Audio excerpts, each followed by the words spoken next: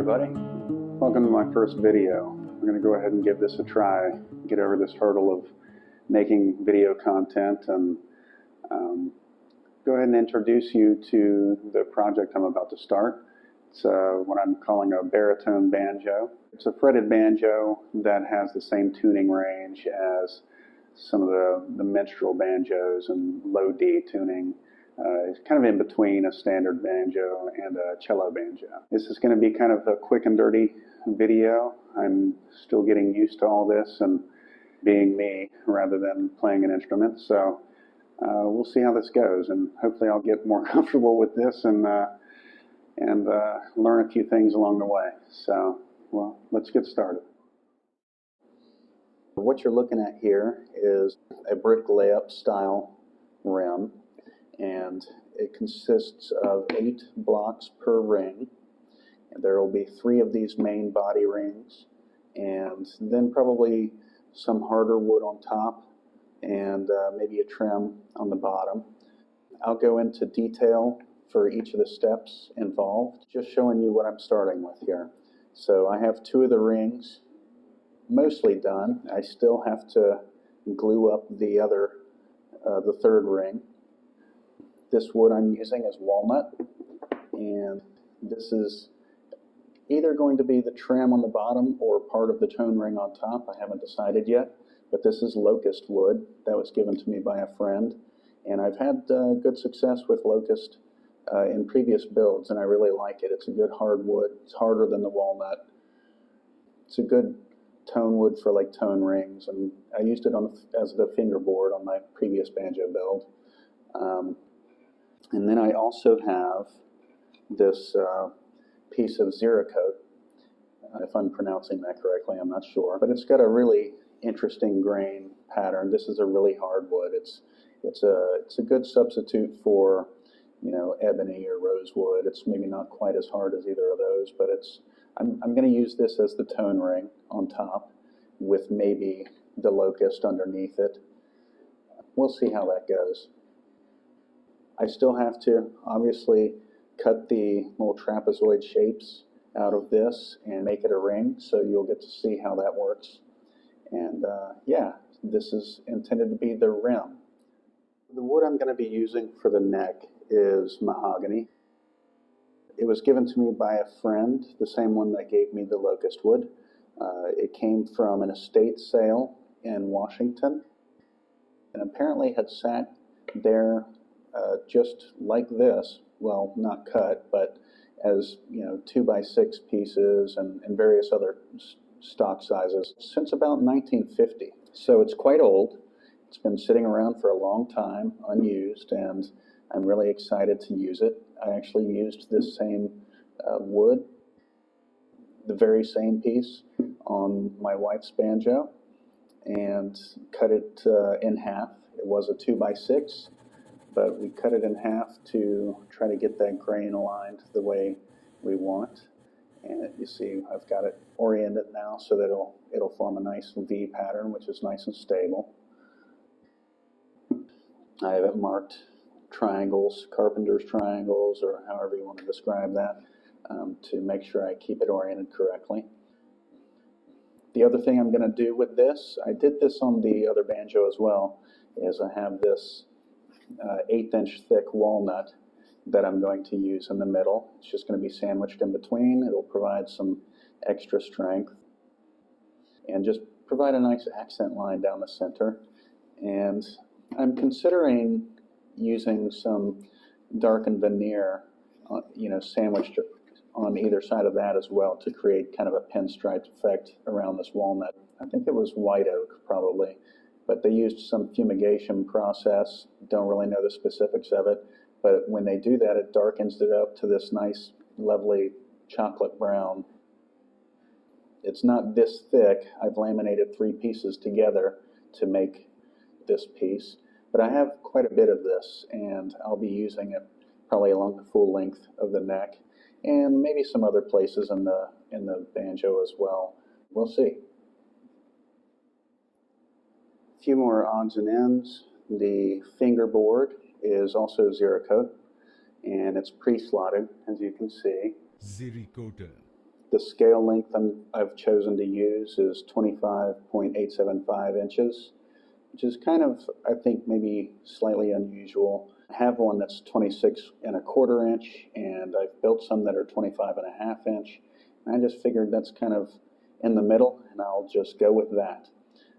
I've never slotted fingerboards myself yet.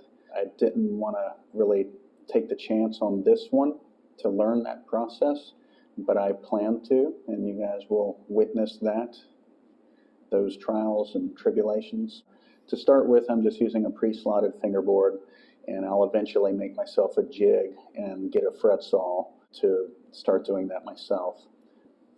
I have Evo Gold fret wire to use for this. I'm wondering if maybe I should have gotten just flat pieces. We'll see how this goes. Still trying to decide whether I'm going to create some edge banding or not, or just cut the shape of the fingerboard and fret it just like this. We'll see as we go along and how confident I feel as we go through it. But I really like this Zero Coat. It's got a really interesting grain pattern. It's just a really pretty wood. Should make a great fingerboard. This other odd piece I have here is just a piece of walnut, and I liked it because it's got this knot in it. And typically you try to avoid knots and stuff in woods that you're going to use, but I'm thinking of using this in some fashion on the peg head. Try to book match it so that you get this interesting, I don't know if you can see that in this very well, but I think it's just got a really interesting sort of flow to the grain, and I filled that knot. I'll describe how to do that in later videos, but I filled that knot, and it's just got kind of an interesting sort of, I don't know, an owl face or something, and I want to see if I can play around with that. We'll see if it makes it onto the banjo. If I don't destroy it in the meantime, we'll see how that goes, and should have fun with it anyways. It's an interesting idea to explore.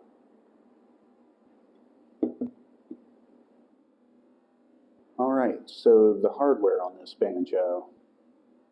This is what I have. It's from Ricard, if I'm pronouncing that correctly. My previous banjos have been tack head banjos, and they've been fretless.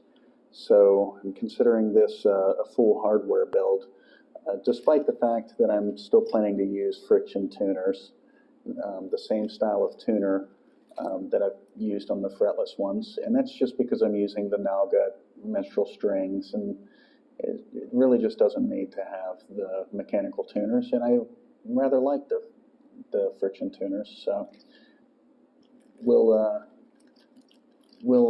try mechanical tuners on a future build. These are the strings that I'm planning to use, the Aquila Classic Banjo Nalga. They give you that nice low tone. The skin that I'm intending to use is a goat skin. This one is thin, and I'm starting to think I might go with a calf skin head that'd be a little bit thicker. The difference would probably be the calf is maybe a little bit more resistant to fluctuations in temperature, humidity. Both of them have some issue with that. I may still go with the goat skin. I'm not sure yet. I've got a while to go on this build before I'm to that point, so it's not something I have to decide right now. But I really like this Ricard hardware. It's brass, and it's got the 18 notches. It's got the notch for the neck here, and it's just a lovely machined piece of brass. Really digging it. The shoes that I've decided to go with are this style, the ball shoe, and we'll see how they look on there. And brass hooks with the same sort of ball end. I think that'll look pretty classy. I'm seriously thinking about antiquing it as well. I just tend to like that sort of darker, more aged look. It's just my personal preference. And I'm intending to put an end pin through the rim into the dowel stick on this one. I have built my tail pieces out of wood on the previous banjos, and I intend to do that here too, but I'm going to see if I can figure out a way to arrange it to where a hook comes up through it and holds that tailpiece in place. Should be an interesting experiment, but I'm excited to give that a try. Again, it's quite a ways down the road. You guys are going to see every step along the way. It's going to take me a little while because I'm going to document everything. Should be worth it. Hopefully it'll be a fun project to work on with me. All right, y'all. I think that about does it for the intro video. I'm excited to get started on this. I hope you are too. A couple things. I just wanted to mention that the Discord server is available for this page. If that's something you're interested in, be sure and check it out. Happy to chat and answer questions on there. I'm also going to start doing some music presentations about things like the fingerboard and various tunings and stuff. And hopefully some of you might get some mileage out of that as well. I'm going to try not to overbook myself on this, though. I can see it's going to be challenging to do the videos, so we'll get started with that first, and we'll see how this goes. All right, see you next time.